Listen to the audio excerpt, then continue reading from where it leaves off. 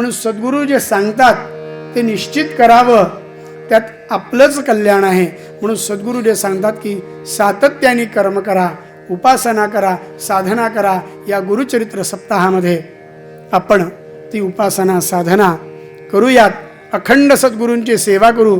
जसं पंढरपूरची वारी असते, लोक शेगावला वाऱ्या करतात, तिरुपतीला जातात, तसं आपलं शेगाव, आपलं पंढरपूर, आपली काशी, आपला विश्वनाथ म्हणजे आपले सद्गुरू आहेत.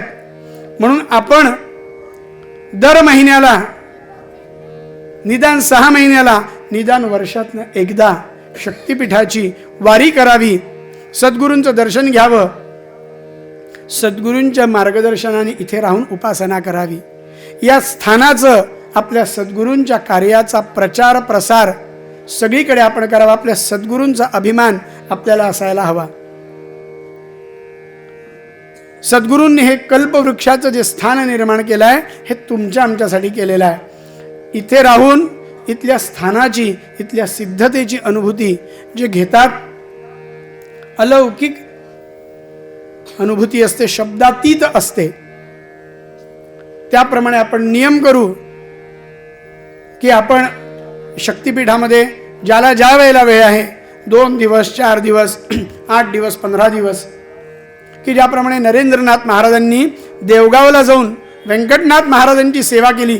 पडेल ते काम, नदीवरनं पाणी आणायचं, उत्सवामध्ये स्वयंपाक करायचा, ज्या वेळेला वेळ मिळेल त्यावेळेला देवगावला जाऊन महाराजांच्या तिथे जुन्या काळात जी काही त्यावेळेची शौचालयाची व्यवस्था होती ती साफ करण्यापासूनची सेवा, की मी स्वतः चार्टर्ड अकाउंटंट आहे, श्रीमंत आहे, गाडी घोडी सगळं माझ्याकडे आहे, मी हे काम करणार नाही, हा भाव नव्हता. गुरु तोची देव ऐसा ठेवी भाव, सद्गुरु गौरव काय वाणू. की ते सद्गुरु अखिल ब्रह्मांड, की माझ्या जीवनाचं निजतत्व माझे सद्गुरु आहे.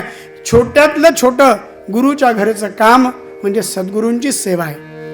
दाखवण्यासाठी केलेलं काम म्हणजे सेवा नाही, जाणून स्वतःसाठी केलेलं. आपलं शक्तिपीठ हे आपल्या सद्गुरूंचं ठिकाण आहे. या भावनेने, उत्कट भावनेने जर आपण सेवा केली तर सद्गुरूंची कृपा आपल्यावर निश्चितच आहे. आपण काहीच करत नाही तरीही सद्गुरू आपल्यावर कृपा करतात.